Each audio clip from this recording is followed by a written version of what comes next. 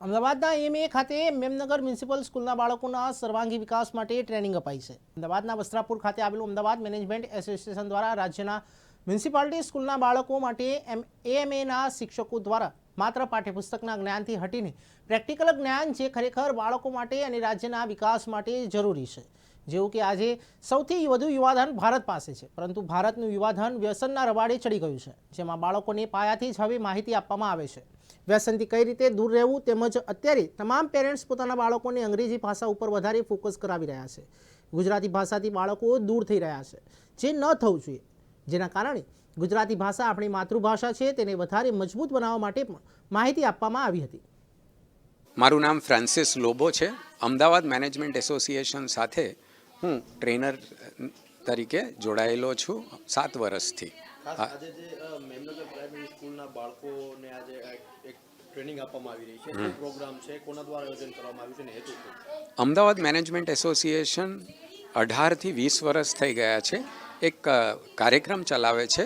આપણા અમદાવાદના municipal school અને પંચાયત સ્કૂલ્સના જે બાળકો છે એ અમારા સંસ્થાની એક મુલાકાત લે અને એ મુલાકાત દરમિયાન એ લોકોને તાલીમ આપવામાં આવે છે જે એમના ઘડતર માટે અને આગળ વધવામાં મદદરૂપી થઈ શકે.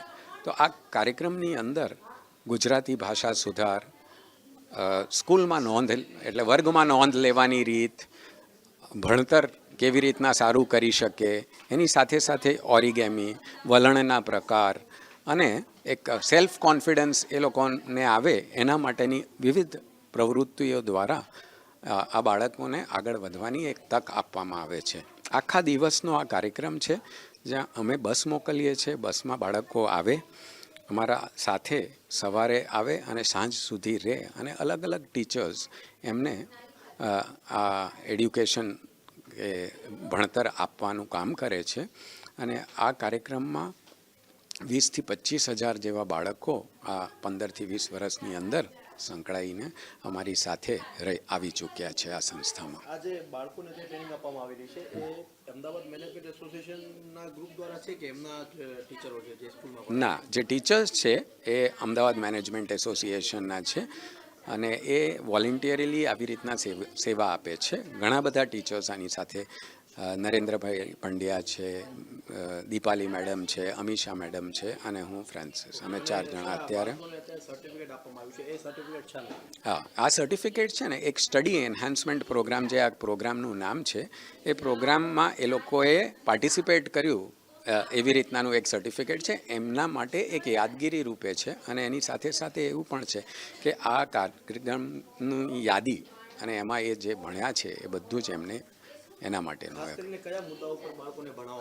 હા, એ મેં તમને જેમ કીધું, આ મુદ્દાઓ છે કે વર્ગમાં નોંધ લેવાની રીત, પછી પરીક્ષામાં કેવી રીતના એમને યાદ રાખી શકે ને આગળ ભણતર સારું કરી શકે એના માટે એક ગુજરાતી ભાષા સુધાર એ પણ એક વિષય છે. અત્યારે બાળકોને અંગ્રેજી વધારે ઉપયોગ કરે છે, ગુજરાતી ઓછી કરે છે, એટલા માટે એ વિષય પણ છે. એ લોકોને ફોકસ આવે એના માટે ઓરિગેમી પણ અમે અંદર એક કંઈક ઓબ્જેક્ટ બનાવે પેપર દ્વારા, એ પણ અમે ઉમેર્યું છે.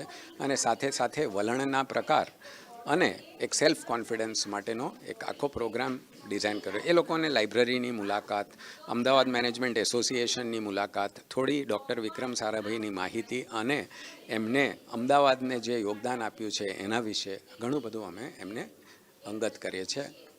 જે રીતે સર અત્યારે બાળકોને જે રીતે અત્યારે માહિતી આપવામાં આવી હતી કે વ્યસનો આજની જે વિકટ સમસ્યા બની છે, વ્યસન માટે અત્યારે તમારા ટીચર ભણાવી રહ્યા હતા, તો એ પીરસવાનો મુખ્ય હેતુ બાળકોનો શું? અમે એવું જોઈએ છે અને આ પહેલી વખત નથી થયું. દરેક બાળક જ્યારે આવે ને, જોયું છે કે મ્યુનિસિપાલિટી સ્કૂલના કે પંચાયતના જે બાળકો આવે છે એમના માતા પિતા પણ ત્યાં ઘરે વ્યસન કરતા હોય એટલે બાળકોને તો એવું જ લાગે કે આ તો ચાલી જ જશે.